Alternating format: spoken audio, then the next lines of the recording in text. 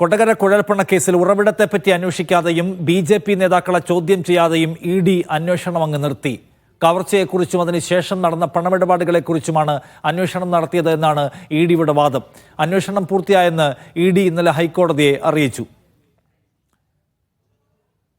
സാജിദ് അജ്മൽ കൂടുതൽ വിവരങ്ങളുമായി. സാജിദ്, എന്താണ് ഈ കേസിൽ ഒരു ഫൈനൽ റിപ്പോർട്ടിൽ ഇ.ഡി. പറയുന്നത് എന്താണ്?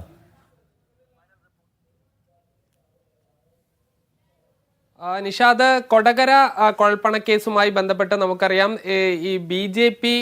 തെരഞ്ഞെടുപ്പിനായി പണം കൊണ്ടുവന്നു എന്നുള്ളതായിരുന്നു ആരോപണം ഉണ്ടായിരുന്നത്. അത് പിന്നീട് കേരള പോലീസ് അന്വേഷിച്ച് എങ്ങും എത്തിയിരുന്നില്ല. പിന്നീടാണ് ഇ.ഡി. അന്വേഷണം വന്നത്. ഇതിലാണ് ഇപ്പോൾ ഇ.ഡി. അന്വേഷണം അവസാനിപ്പിച്ചതായി ഹൈക്കോടതിയെ അറിയിക്കുന്നത്. ഇതിൽ വ്യക്തമായ തെളിവുകൾ ലഭിച്ചിട്ടില്ല എന്ന് പറഞ്ഞാണ് അന്വേഷണം അവസാനിപ്പിച്ചിരിക്കുന്നത്.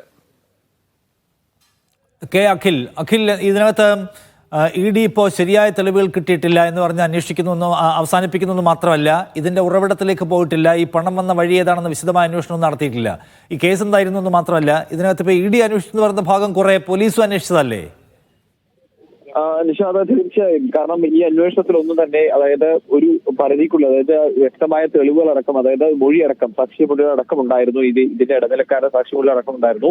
അതിനുശേഷമാണ് ഈ കേസിൽ ഒരുപക്ഷെ ഈ കേസ് സുരേന്ദ്രൻ അടക്കമുള്ള ആളുകൾ പേര് പരാമർശിച്ചെങ്കിലും അവിടേക്കൊന്നും തന്നെ ഈ അന്വേഷണങ്ങളൊന്നും എത്തിയിരുന്നില്ല എന്നുള്ളതാണ്. അതിന് പിന്നാലെ ഇപ്പോൾ വളരെ നിർണായകമായ ഒരു വെളിപ്പെടുത്തലുമായി ഈ തിരൂർ സതീശ്, മുൻ ബി.ജെ.പി. ഓഫീസ് സെക്രട്ടറിയാണ് തിരൂർ സതീശ് രംഗത്തെത്തുന്നത്. അത് 9 കോടി രൂപ ബി.ജെ.പിയുടെ ഓഫീസിലേക്ക് എത്തി. അത് താനാണ് ഉള്ളിലേക്ക് എടുത്തു വെച്ചത്. ഇത് കെ സുരേന്ദ്രൻ അറിയാമായിരുന്നു. ബി.ജെ.പി. ജില്ലാ നേതാക്കളായിട്ടുള്ള ശ്രീശൻ അടിയാട്ട്, അതുപോലെ തന്നെ കെ സുരേന്ദ്രൻ, ഹരി തുടങ്ങിയവർക്കൊക്കെ തന്നെ അറിയാമായിരുന്നു. ഈ പണം തട്ടിപ്പ്, ഈ പൈസ ഇത്തരത്തിൽ ഇടപാട് നടന്ന വിവരങ്ങളെ കുറിച്ചൊക്കെ ഇവർക്ക് അറിയാമായിരുന്നു. ഈ പണം ബി.ജെ.പി. ഓഫീസിൽ തന്നെയാണ് സൂക്ഷിച്ചത്. അത് 9 കോടി രൂപയായിരുന്നു വെളിപ്പെടുത്താൻ കഴിയുന്നു.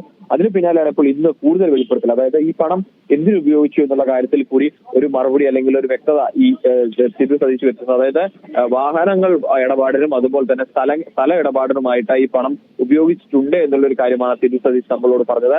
അതോടൊപ്പം തന്നെ ഈ നിയമസഭാ തെരഞ്ഞെടുപ്പിന് ശേഷമാണ് ഈ പണം അവിടെ ബി.ജെ.പി. ഓഫീസിൽ നിന്ന് കൊണ്ടുപോയതെന്ന് കൂടി അദ്ദേഹം പറയുകയും ചെയ്തിട്ടുണ്ട്. എന്തായാലും ഇനി പോലീസിന്റെ ഒരുപക്ഷെ രഹസ്യമൊഴിയും ഇത് സംബന്ധിച്ച രേഖകൾ കൈമാറുകയും ചെയ്തിട്ടുണ്ട് എന്നാണ് തിരൂർ സതീശ് പറയുന്നത്. അപ്പോൾ ഇതിൽ ഇനി പോലീസിന്റെ ഈ തുടരന്വേഷണം എന്തായാലും ഇപ്പോൾ പ്രഖ്യാപിച്ചിട്ടുണ്ട്. അതിൽ രഹസ്യമൊഴി രേഖപ്പെടുത്തി അതിൽ നിന്നും മുന്നോട്ട് പോകാനാണ് നീക്കം. പക്ഷേ 2 മാസം കഴിഞ്ഞിട്ട് ഇപ്പോഴും അതിലൊരു നടപടി അല്ലെങ്കിൽ മുന്നോട്ടുള്ള പോക്ക് ഇതുവരെ ഉണ്ടായിട്ടില്ല. ആയിഷാദ്, ശരി, തിരൂർ സതീഷിന്റെ കൂടി പ്രതികരണം അക്കാര്യത്തിൽ ലഭ്യമായി.